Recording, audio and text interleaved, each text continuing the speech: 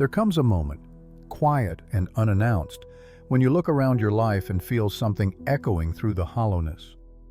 It's not a cry or a command, it's more like a frequency, subtle and vibrating just below the surface of what you call reality.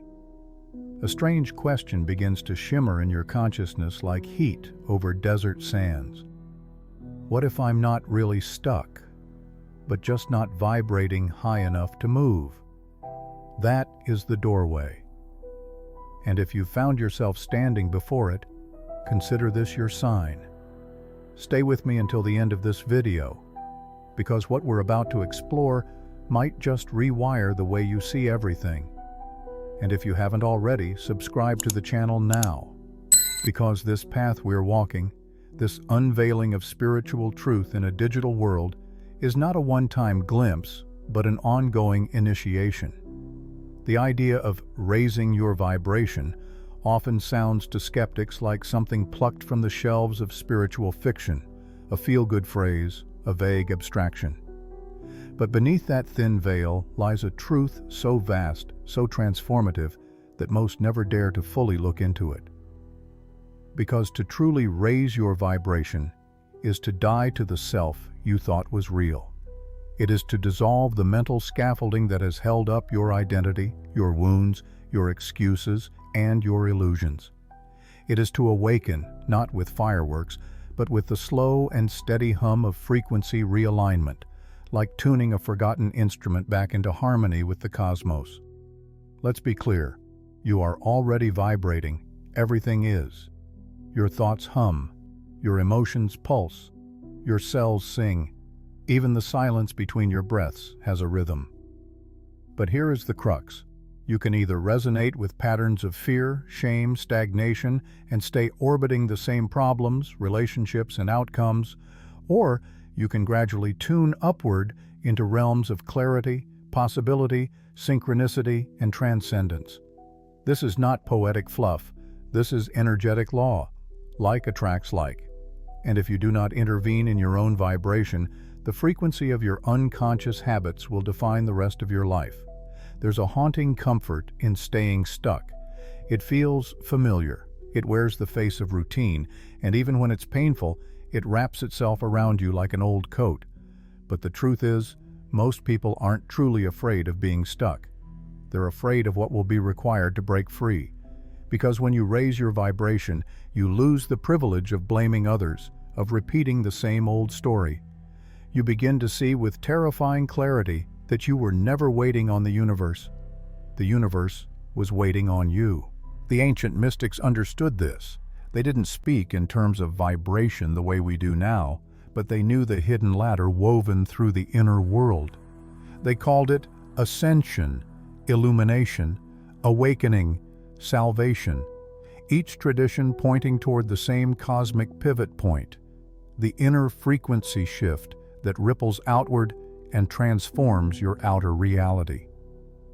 When the yogi meditates into stillness, when the monk chants in sacred resonance, when the mystic falls into ecstatic surrender, they are not merely practicing religion, they are tuning themselves. Our modern world, however, runs on static. Busyness, scrolling, comparison, fear-driven goals, each one a detuning mechanism. We are addicted to the very vibrations that trap us, and so the truth becomes invisible, hiding in plain sight. You go to the gym to sculpt your body to push the physical limits. But have you ever trained your energy? Have you ever exercised your vibration? Because no matter how clean your diet, how ambitious your vision board, if your frequency is low, your reality will reflect it like a dusty mirror reflecting a dim light. Here's the paradox. Raising your vibration isn't about adding something. It's about remembering what you already are beneath the density. You were born with a high vibration, pure, aware, joyful, but then life handed you weights, trauma, programming, ancestral baggage, societal noise. Layer by layer, your signal was dimmed, but not destroyed. Never destroyed. Which means this isn't about becoming something new. It's about returning to your true resonance, peeling away what was never yours to carry. And that process? it's not always easy, but it is always sacred. Some will say, "But I've tried to change. I've meditated, I've visualized, I've done the affirmations." And I say to them, did you shift your vibration, or did you try to think your way out of a frequency trap? Thoughts are important, yes, but they are the leaves. Vibration is the root. If your frequency stays in guilt, your manifestations will sprout in fear. If you're vibrating from scarcity, even your successes will feel hollow. But the precise moment, you begin to vibrate from gratitude, from stillness, from power, the quantum field listens. Because the truth is this: you're not waiting on a miracle. You are the miracle, waiting to be tuned to its right station. Your next level of life, the friends, the opportunities, the peace, the clarity, is already echoing in the higher frequencies of your being. But you have to rise to meet it. The universe does not withhold, it reflects. And the version of you who is truly free, they already exist. They're waiting in the higher octave of your vibration, whispering through your dreams, urging you upward with every intuitive nudge you've ignored. So the question becomes heartbreakingly simple. Will you raise your vibration, or will you stay stuck in the same life? At the heart of every spiritual tradition, every whispered truth passed down through veils of mystery, lies a coded awareness. Everything is energy, not metaphorically, not symbolically, literally. You, the chair you're sitting on, your memories, your future, all of it vibrates. This is not mysticism trying to be science, nor science trying to masquerade as mysticism. It is the bridging point between both, an ancient truth wearing modern clothes. To raise your vibration is not a poetic suggestion. It is the single most profound act of self-alchemy available to you. Because vibration is not just the unseen hum beneath your heartbeat, it is the blueprint of your life experience.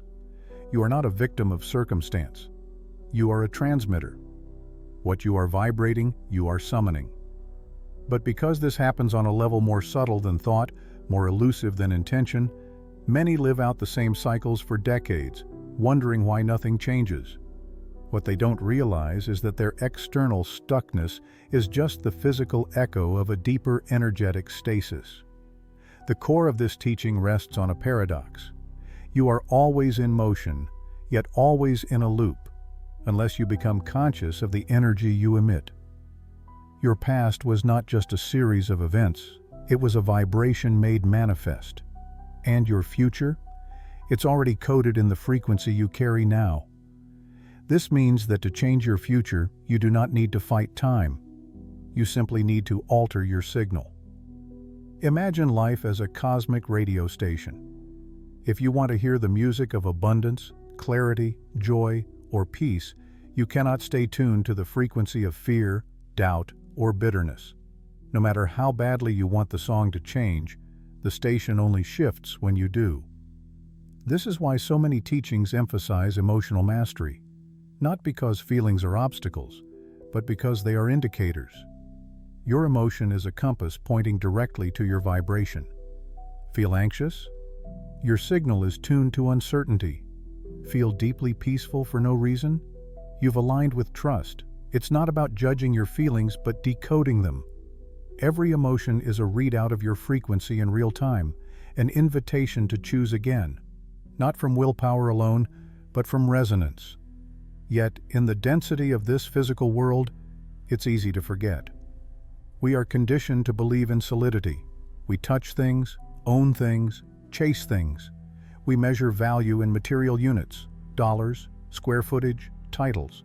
But these are shadows cast by energy. They're the condensation of vibration into form. And because most people are chasing shadows, they remain exhausted, grasping at echoes instead of tuning to the source. This is the tragedy of our time, trying to rearrange matter without altering the energy that creates it. The most misunderstood aspect of vibration is that it is not good or bad. It is simply aligned or misaligned. Misaligned with what? with your true self, your soul's rhythm, your divine design. High vibration is not about being positive all the time. It's about being in truth, in flow, in coherence with who you really are beneath the static of programming. Low vibration, on the other hand, is what happens when we live out of fear, operate in contradiction, betray our inner knowing. It is a distortion field, one that attracts other distortions. This distortion often masquerades as logic. I can't afford to follow my passion. I have to be realistic. People like me don't get those kinds of opportunities. These are not merely beliefs. They are energetic barriers. They are embedded codes within your vibration, actively broadcasting limitation into the field of potential. And the universe, ever responsive, ever neutral, echoes them back to you, not as punishment, but as reflection. But there is another way, a deeper way. It begins with awareness and ends in embodiment. To raise your vibration is to enter the sacred spiral of expansion. First comes recognition, realizing that your life is a mirror of your frequency. Then comes recalibration, shifting your thoughts, emotions, breath, and presence to align with the higher currents. And finally comes resonance, the point where you no longer have to force anything. You become a magnet. You don't chase blessings. They orbit you. Still, let us not romanticize this path. Raising your vibration is not about floating above reality. It is about diving deeper into it, peeling back the illusion of separateness and scarcity to reveal the sacred architecture of everything. It requires courage. Not the courage to leap into the unknown, but the subtler, more difficult courage to stay present with what is.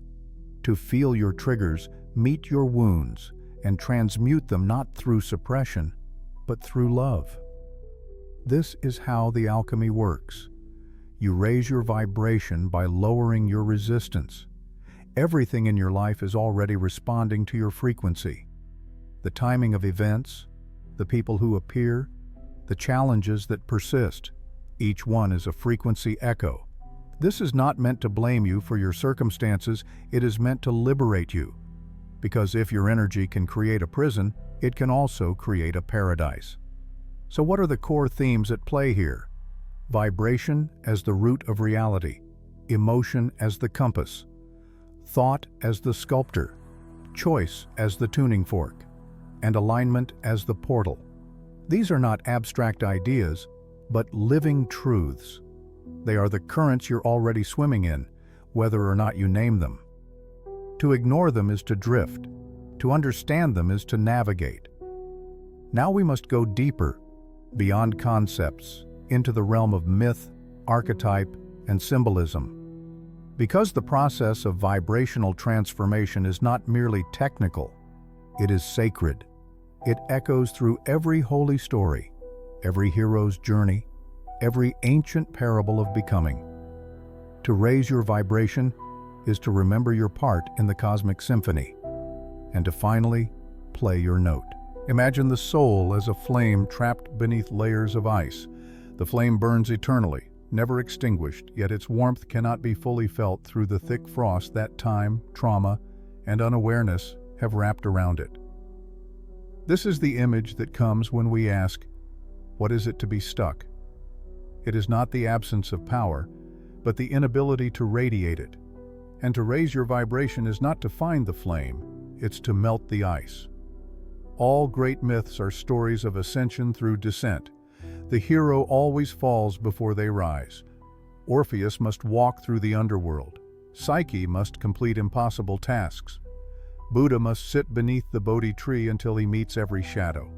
These stories are not entertainment. They are encoded instructions. They remind us that raising one's vibration is not a bypass of darkness.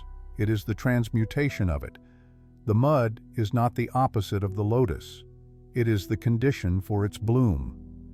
Let us revisit an ancient tale, stripped of names, so it may become yours. A traveler enters a forest, searching for a way out of his sorrow. he is told there is a mountaintop from which everything becomes clear, a place where he can finally see the path, the purpose, the pattern. He walks in circles for years, confusing movement with progress. One day, exhausted and angry, he screams at the sky, "Why won't the path reveal itself to me?" And from the silence, a voice replies, "Because you carry a mountain within you. Climb that first." The mountain, of course, is metaphor. It is the density of unresolved emotions, inherited beliefs, unexpressed truths, and fragmented self-worth. Most people are not climbing the mountain of enlightenment. They're hauling a mountain of energy behind them. And until they recognize this, they remain vibrationally anchored to the same life, repeating emotional seasons like reruns in a cosmic loop. Another powerful image arises from the ancient Egyptian Book of the Dead, where the heart of the departed is weighed against a feather. This is not merely a ritual for the afterlife, it is a message for the now. The heart, symbol of the emotional body, must be light to ascend. A heart weighed down with resentment, guilt, or deception cannot vibrate higher. This metaphor doesn't punish, it teaches. To raise your vibration, you must become light enough to float upward. Or consider the chrysalis of the caterpillar, a timeless symbol of transformation. Inside the cocoon, the caterpillar doesn't simply grow wings, it dissolves into a formless goo. Its former identity melts into cellular chaos before reorganizing into something new. In vibrational terms, this is what happens during spiritual awakening. You don't become a better version of yourself. You deconstruct. You disintegrate the false constructs, and in that collapse, a new frequency pattern emerges, one that allows you to take flight. Each symbolic story whispers the same truth. Vibration rises through surrender, not struggle, through letting go, not holding on. But because the ego clings to form, this feels like death. And in a way, it is. The death of who you were pretending to be, the funeral of false identities, the burial of borrowed beliefs. One of the most potent symbols in vibrational mythology is the spiral. Unlike the circle, which loops endlessly, the spiral expands. It returns to the same point, but on a higher level. This is the journey of frequency evolution. You revisit your wounds, your stories, your lessons, but each time with more wisdom, more spaciousness.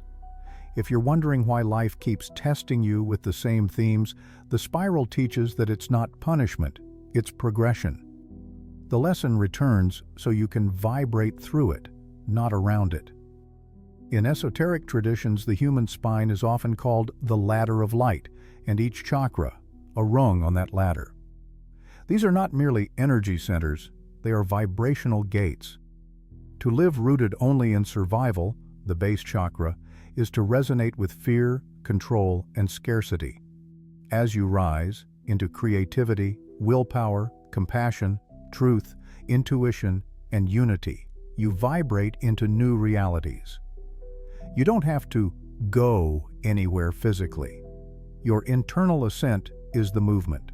And when your vibration rises, reality bends around your new center of gravity. Even the story of the phoenix carries vibrational resonance. The bird does not merely die, it combusts, consumed by its own fire. But from that sacred ash, it is reborn with new wings. Fire in mysticism is not destruction, it is purification. And when you raise your vibration, it often feels like being set ablaze. Your relationships shift, your habits crack. Your environment feels alien. You are no longer vibrating with who you were. And this, while liberating, can be deeply disorienting. The phoenix reminds us that chaos is not the end. It is the clearing. And yet, the most subtle metaphor may be the mirror. For everything you see in your life, your struggles, your synchronicities, your serendipities, is a mirrored vibration of you. You are not observing reality. You are projecting it. Raise your vibration and the mirror image shifts. The people around you change. or stay, but transform. Opportunities knock that once ignored you. The universe, once silent, begins to speak in patterns and signs. These metaphors are not idle poetry. They are symbolic technologies, carrying blueprints for energetic evolution. You don't need to memorize them, you already live them.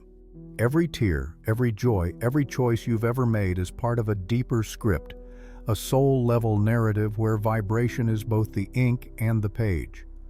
So let the mountain teach you humility, let the spiral teach you patience, let the feather teach you forgiveness, let the cocoon teach you surrender, and let the phoenix teach you courage. Because in the end, raising your vibration isn't just about changing your life. It's about remembering the mythic nature of your existence. You are not just a person trying to be spiritual. You are a spiritual being, already mythic, remembering how to vibrate as light in form. And so the story, the symbol, the spiral, it all must land. It must find its way into the rhythm of your days, into your breathing, into the quiet spaces between tasks. For what use is it to speak of vibration in abstract heights if we cannot feel its pulse while standing in traffic, replying to emails, or folding the clothes of ordinary life? Let us now bring the ether into earth. To raise your vibration in the mystical is beautiful, but to do so in the mundane, that is mastery. And it begins not in grand gestures, but in subtle recalibrations of attention. Awareness is the tuning fork. Every moment asks you, what frequency are you in right now? Are you speaking from fear or from alignment? Are you eating with reverence or in distraction? Are you walking through your day tuned to anxiety or anchored in presence? Even your thoughts leave trails of energy. They are not invisible. You wear them on your skin. You carry them in your posture. And more importantly, they ripple outward, attracting events, people, and patterns that vibrate in sympathy. It's like a cosmic algorithm, but far older than any code. The frequencies you feed are the realities you breed. That's why vibrational integration is not a practice of doing more, but of being differently. And that begins in the temple of your body. Your breath is not just oxygen, it is signal. When shallow, it locks you into survival frequency. When deep and conscious, it reopens the channels of higher vibration. A single breath, done in awareness, can reset your frequency faster than 1,000 frantic affirmations. Because it brings you here, and here is the only place your vibration actually exists. So ask yourself throughout the day, not as discipline, but as devotion. What am I embodying right now? Not what am I thinking, planning, or hoping, but embodying. Because you cannot vibrate at peace while carrying tension in your shoulders. You cannot emit love while rehearsing resentment. And you cannot expect abundance while vibrating in fear of lack. The body is a loudspeaker for the soul, and your frequency is broadcast in everything, your tone of voice, your eye contact, even your silence. The foods you eat, too, hold frequencies. This is not about rules or restriction, but about resonance. High vibrational foods, alive, whole, nourished by sun and soil, help support clarity, presence, and emotional resilience. But even more than the what is the how. A simple meal, eaten in gratitude and stillness, vibrates higher than the most spiritual smoothie consumed while scrolling and worrying. This is the quiet truth. Vibration is in the how, not just the what.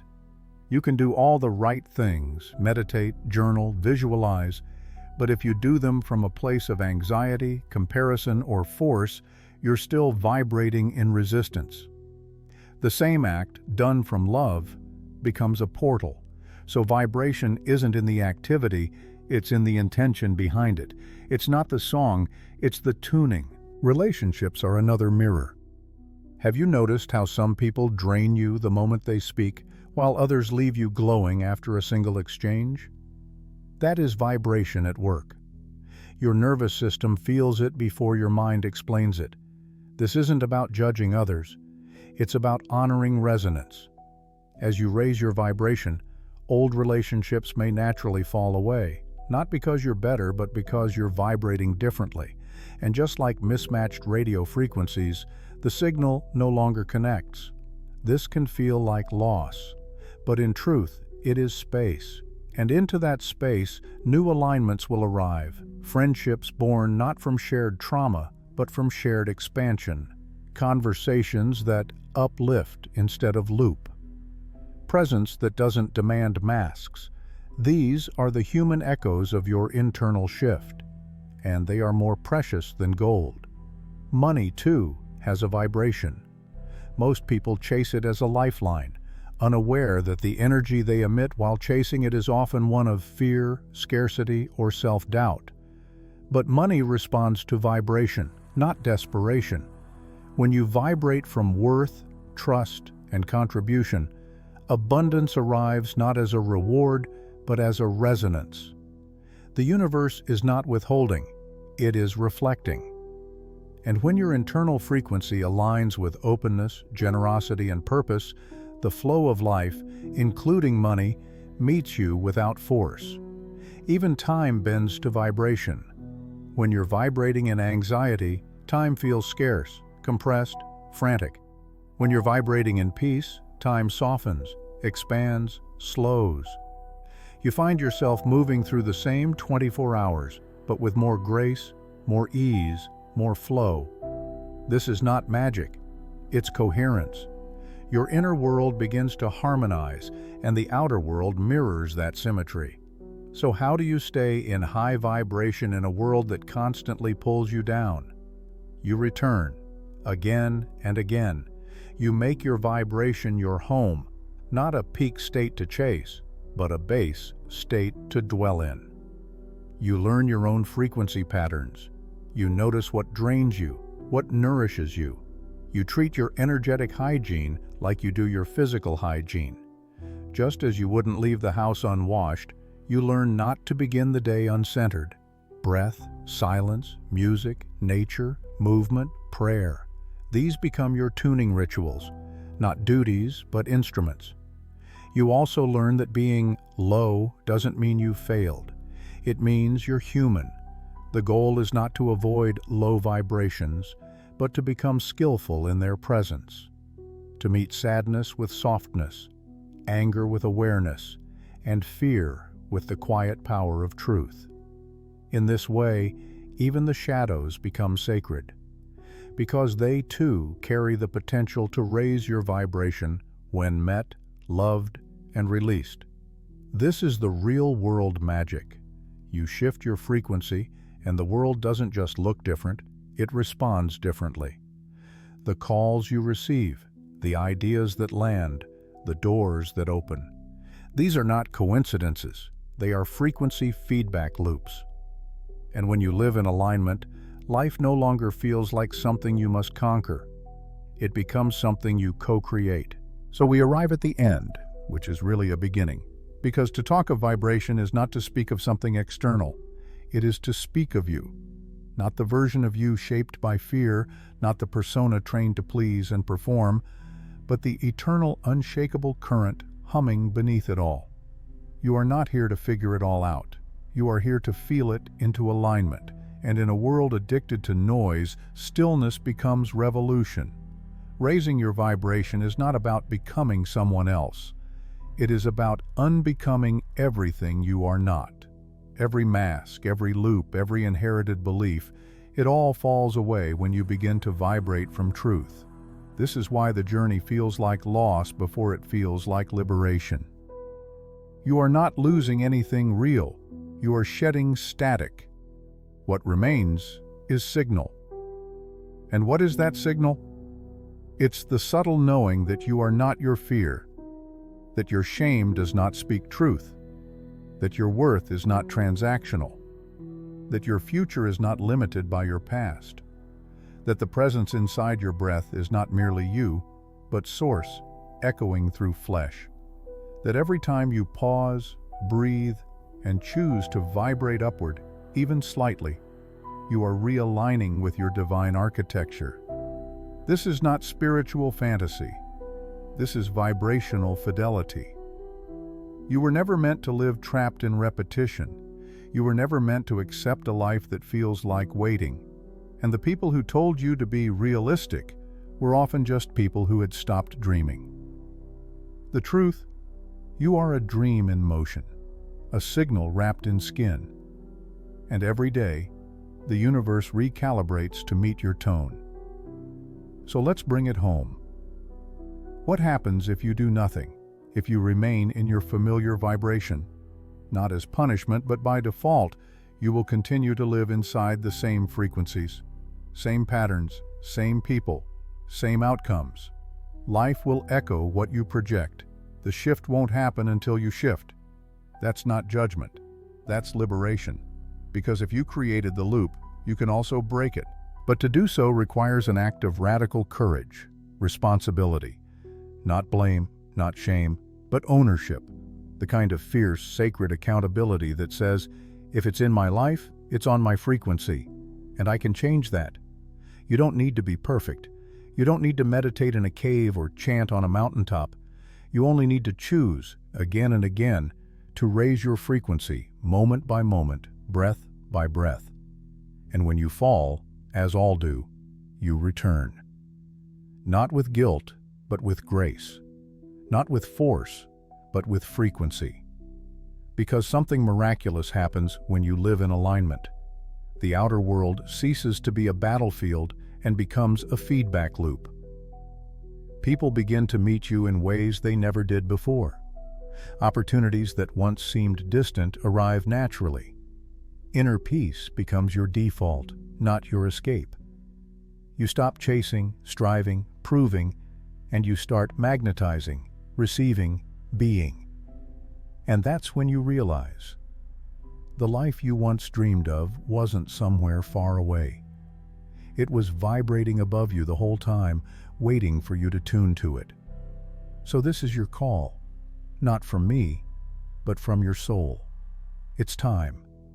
Time to stop waiting. Time to stop doubting. Time to stop rehearsing old pain and calling it reality. Raise your vibration. Not for applause, not for perfection, but because your soul remembers the note it came here to sing. And the world, this world, needs that frequency now more than ever. So step into your power, tune to your truth, and let your life become the symphony it was always meant to be. You were never stuck. You were just vibrating below your calling. Now rise.